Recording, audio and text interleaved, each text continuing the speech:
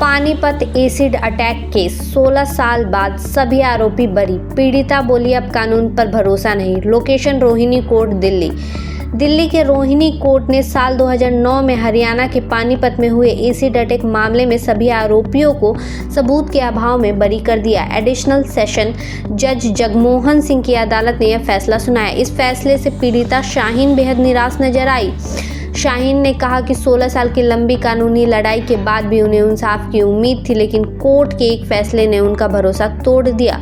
शाहीन का आरोप है कि उनके कंपनी की मालिक और उनकी पत्नी ने उन पर एसिड अटैक करवाया था, जिससे उनकी एक आंख चली गई और 18 से ज़्यादा सर्जरी करानी पड़ी।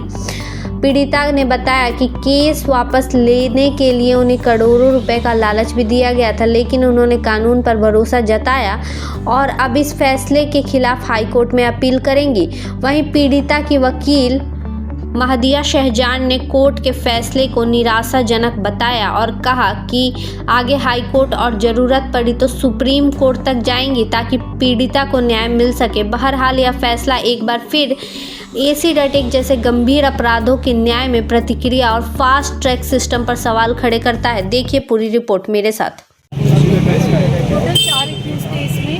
19 नवंबर 2009 को ये एसिड अटैक हुआ था और एक एक्यूज दिल्ली ट्रांसफर हो गया 2014 में। एक एक्यूज जो है उसका ट्रायल जेजेबी में चला क्योंकि वो जुवेनाइल डिक्लेयर हुआ और उसको कन्विक्शन भी हो गया था और उसी का कज़न यहाँ पर एडल्ट एक्यूज में था और उसी के रिश्तेदार, उसका एम्प्लॉयर, ये सब सारी चेन मिल रही है। पर मुझे नहीं पता जज साहब ने क्यों उसको नज़रअंदाज कर दिया, वो क्यों ऐसा करना चाहते थे। अब ये सवाल है मेरे मन में कि क्यों वो हर वो पॉइंट ऐसा ढूंढ रहे थे कि किस तरह उनको बरी किया जाए। जो मेरी स्टेटमेंट्स हैं, मेरे फैक्ट्स हैं, उनको बिल्कुल नज़रअंदाज कर दिया। शायद वो जस्टिस देना ही नहीं चाहते थे, क्योंकि आजकल लोगों से इन्फ्लुएंस हो जाते हैं, जुडिशरी भी इन्फ्लुएंस हो जाती है। मैं ये मानती हूँ करप्शन हर जगह है, लेकिन क्या करेंगी लड़कियाँ अब। इससे अच्छा तो फिर यही हो ना, या तो उनके साथ वैसे ही कर दे, कम से कम दिल को तसल्ली मिलेगी ना कि हमने ऐसा कर दिया, वो भी सज़ा भुगत रहे हैं। पर मैं उन लोगों में से नहीं हूँ जो ऐसा करूँगी। और वो लड़कियाँ क्या करेंगी जिनके पास कोई सपोर्ट पर्सन नहीं है, जो चल नहीं सकती है, छोड़ू मतलब वो है। और बाद में जज साहब बोल रहे हैं एसिड अटैक बड़ा हीनियस क्राइम है, तो सिंपैथी मत दिखाओ मेरे साथ। मुझे जस्टिस चाहिए, मुझे कोई मुआवजा नहीं चाहिए, कोई कॉम्पनसेशन, कोई सरकारी नौकरी नहीं चाहिए। मुझे जस्टिस चाहिए था जिसके लिए मैं 16 साल से लड़ रही थी, लेकिन वो आज खत्म कर दिया। मैं अपनी लड़ाई हारूंगी तो नहीं, खैर मैं आगे भी लड़ूंगी, लेकिन पता नहीं जिंदगी के कितने साल और इसमें लग जाएंगे। और जो मुझ जैसी और लड़कियां हैं उन सब के लिए भी कहना चाहूंगी कि उनके पास तो रिसोर्सेज भी नहीं होते। मेरे पास तो रिसोर्सेज थे, वकील थे, तब जबकि मैं यहाँ पहुंची, 16 साल लड़ी। जिनके हस्बैंड ऐसा कर देता है, जिनके परिवार वालों के पास पैसा नहीं है, जिनके पास ट्रेवल करके कोर्ट आने तक के लिए पैसा नहीं है, वो क्या करेंगी आज? कितना वो तो सोचेंगे मैं 2 लाख रुपए लेकर के सेटल कर दूं, और यही होता है ना, कोर्ट से ज्यादा सेटलमेंट होती है यहाँ पर। मेरे अक्यूज ने मुझे करोड़ों रुपए देने का ऑफर किया था, जो कोर्ट की फाइल में भी लगा हुआ है, जिस पर उनकी बेल भी कैंसिल हुई थी एक बार, लेकिन फिर भी कुछ नहीं। तो मेरा कोई आर्गुमेंट लिया ही नहीं गया, मेरे फैक्ट्स बताए ही नहीं गए। जज साहब पूरी तरह मूड में थे कि एक्विटल देना है। तो कोर्ट ने क्या ग्राउंड क्या बनाया? एसिड अटैक हुआ था उस टाइम पर मैंने एफआईआर में पूरा डिटेल नहीं बताई है। 161 की जो सप्लीमेंट्री स्टेटमेंट थी, जो मेरे अटैक होने के बाद हॉस्पिटल में 1 महीने बाद हुई थी, जिसमें नाम मैंने बताया था, उसको कहा कि वो मैटर नहीं करती है, वो हम मानेंगे नहीं। जो मेरी 164 की स्टेटमेंट है, वो कह रहे हैं कि वो डिले है इतना ज्यादा, और मैंने उसमें आधे फैक्ट्स बताए हैं, और वो भी 164 की वैल्यू नहीं रखती है क्योंकि वो एक मजिस्ट्रेट के सामने हुई है। तो फिर वैल्यू रखता क्या है? एसिड अटैक तो प्रूव है ना, मेरे चेहरे पर हुआ है, और जब चेहरे पे हुआ है तो किसी ने फेंका है ना, और जिसने फेंका है वो कन्विक्ट हुआ है जुवेनाइल में। तो फिर ये तो पूरी, और जो यहाँ पर एडल्ट एक्यूज है, जो जुवेनाइल में कन्विक्ट हुआ उसका कजन है। तो ये सब तो पूरी चेन, सब कुछ खुली है, सिर्फ देखने की जरूरत थी, जो जज साहब ने नजरअंदाज किया है, जानबूझकर नजरअंदाज किया है। आपके पास हाईकोर्ट जाने का ऑप्शन है, तो कितनी उम्मीद लगती है कि वहाँ इंसाफ मिलेगा? देखो सच बोलूं तो इस दुनिया से तो मेरा इंसाफ मैं कहूं कि वो उठ गया है, लेकिन मैं अपनी लड़ाई लड़ूंगी हर उन लड़कियों के लिए जो हार ना माने। मैं हाई कोर्ट जाऊंगी, अब मुझे नहीं पता वहां मेरी जिंदगी के 10 साल और लग जाएंगे। मैं सुप्रीम कोर्ट भी जाऊंगी, वहां भी लड़ूंगी, क्योंकि ये मेरा मकसद है कि कम से कम वो लड़कियां उम्मीद ना छोड़ें।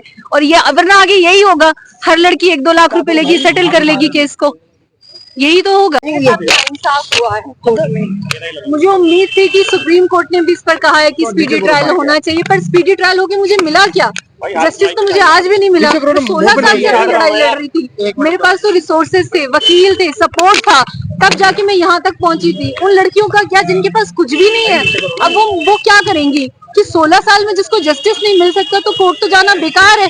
कोर्ट जाकर करेंगे क्या? हम 2 लाख रुपए ले लेते हैं, सेटलमेंट होगा, कम से कम अपनी दवाइयां खरीद पाएंगे, यही करेंगी वो लड़कियां तो। और अगर फैक्ट्स की बात करूं तो मेरे आर्ग्यूमेंट्स, जो मेरे वकील के बहुत स्ट्रॉन्ग आर्ग्यूमेंट्स थे, वो कोई भी रिकॉर्ड पर नहीं लिए गए हैं। सिर्फ जज साहब ने ये देखा है कि किस तरह मैं उनको छोड़ सकता हूँ, हमारी सारी चीजें नजरअंदाज की हैं। तो ये बहुत ही इनसेंसिटिवली हैंडल किया गया है इस केस को। सिर्फ दिखाया गया है, जज साहब ने बीच में टॉफी खा लो आप, है ना, ताकि विक्टिम को बुरा ना लगे, टॉफी खा लो। मुझे आपसे सिंपैथी, भाई मुझे सिंपैथी नहीं चाहिए, मुझे जस्टिस चाहिए, मुझे कोई मुआवजा नहीं चाहिए, कोई सरकारी नौकरी नहीं चाहिए, मुझे जस्टिस चाहिए, जिसके लिए मैं अपनी आखिरी सांस तक लड़ूंगी। ग्राउंड्स क्या दिए कोर्ट जब फैसला सुना रहा था उस दौरान, क्या बातें कही कोर्ट ने, किन ग्राउंड पे सभी को जो उन्होंने कहा कि मतलब उनका कहने का था, जब किसी लड़की के साथ अगर कुछ गलत होता है उसे तभी वहीं पर अलार्म रेज करना चाहिए, अगर वो रेज नहीं करती है तो उसका जो फायदा वो अक्यूज को होगा। सीधी सीधी बात ये है। अगला स्टेप क्या होगा मैम? अब आने वाला स्टेप क्या होगा? आने वाला स्टेप मेरा यही है, ऑप्शन है कि मैं दिल्ली हाई कोर्ट जाऊंगी, वहां पर अपील करूंगी, और अगर वहां भी मेरी जिंदगी के 10 साल और चले जाते हैं मैं दूंगी, और फिर मैं सुप्रीम कोर्ट भी जाऊंगी, अपने आखिरी दम तक मैं लड़ूंगी। मैम ये 16 साल का जो सफर था कितना चुनौतीपूर्ण लग गया कोर्ट सुनवाई में, हियरिंग में, और फैसला आया भी तो सभी को बरी कर दिया गया। 16 साल हो गए आपको लड़ाई करते। मतलब मैं देखूं तो एसिड अटैक ना एक बहुत आम चीज नहीं है। एसिड अटैक ने मेरी एक आंख ले ली, आप देख सकते हैं कि मैं एक आंख से देख नहीं सकती हूँ। जो मेरी दूसरी आंख है उसको 2.5 साल तक डॉक्टर ने बंद कर रखा था, मैं उससे भी नहीं देख सकती थी क्योंकि विजन चला गया था उस आंख का। ये जो चेहरा आप मेरा देख रहे हैं, ये 25 सर्जरी के बाद है, 30-40 लाख रुपया लगा है इसमें। मेरी फैमिली तो फिर भी सपोर्ट करती थी मुझे, और लड़कियां क्या करेंगी, वो तो छोड़ देंगी ना, कोर्ट आए क्यों फिर हम? इससे अच्छा तो वो सोचेंगे हम अपना बदला खुद ले लेते हैं, हम अपना बदला खुद ले लेते हैं ना, हमें मजबूर किया जा रहा है इस चीज के लिए। क्या ये कहा जा सकता है कि ये फैसला उन महिलाओं के लिए कहीं ना कहीं एक बहुत निराशाजनक है जो लड़ाई लड़ भी नहीं पाती है? बिल्कुल, मतलब मैं तो कह रही हूँ ना, मेरे साथ 300 एसिड अटैक सर्वाइवर्स जुड़ी हैं, जो हमारी संस्था है ब्रेव सोल्स फाउंडेशन, उनके जरिए हम उनका इलाज कराते हैं, उनके केसेस देखते हैं। वो मुझे क्या कहेंगी अब? वो ये कहेंगी हम क्या करें केस लड़के, जब 16 साल बाद आपका ही केस में आपके साथ नाइंसाफी हुई, उनको सजा नहीं मिली। सोचने वाली बात है, कोई भी एसिड अटैक सर्वाइवर जिसने अपनी आंखें, अपना चेहरा, अपनी जिंदगी खराब होते हुए देखी है, वो किसी का झूठा नाम क्यों लेगी? अगर आपकी इन्वेस्टिगेशन में कमी क्यों रहती है, आप क्यों उन पुलिस ऑफिसर्स के खिलाफ कुछ नहीं करते हो, क्यों ट्रेन नहीं करते अपने पुलिस ऑफिसर को, क्यों सेंसिटाइजेशन ट्रेनिंग नहीं होती है इसको लेकर? कुछ भी नहीं होता है।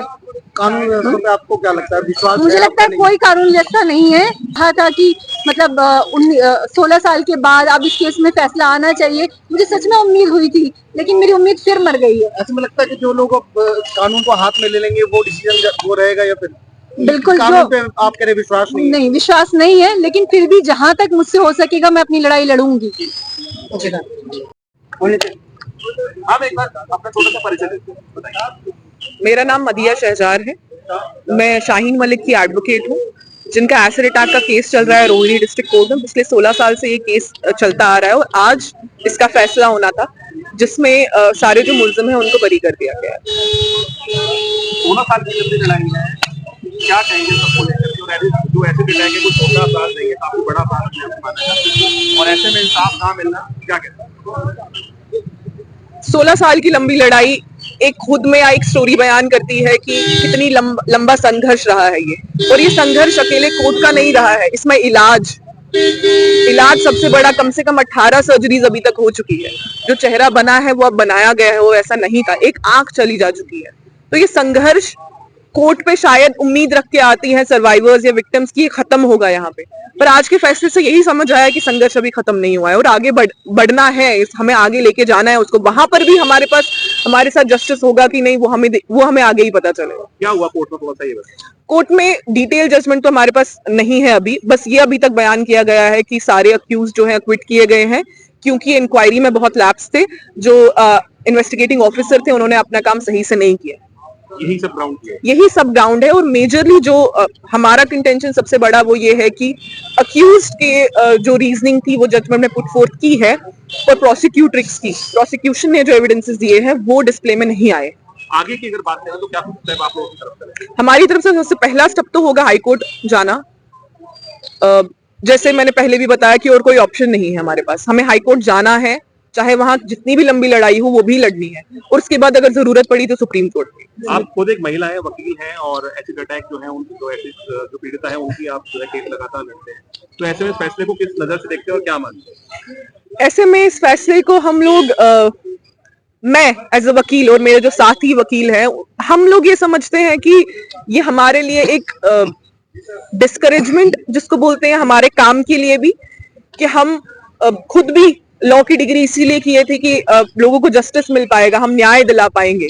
साथ ही में क्योंकि हम बाकी एसिड अटैक सर्वाइवर्स के साथ भी काम करते हैं, उनको भी जाके हम शायद इस खुशी में थे कि आज जाके बताएंगे कि हमें फाइनली इंसाफ मिल चुका है, कि आज कन्विक्शन हो गया। पर जब फैसला आया तो आप ऐसा माने कि disappointment in the system of justice, discouragement for the legal profession. आप इस फैसले को बाइस मानते हैं? बिल्कुल, आई फील क्योंकि हमारे जो प्रोसिक्यूशन के आर्ग्यूमेंट्स वो पुट फोर्थ ही नहीं किए गए, तो I think there is a bias in the judgement.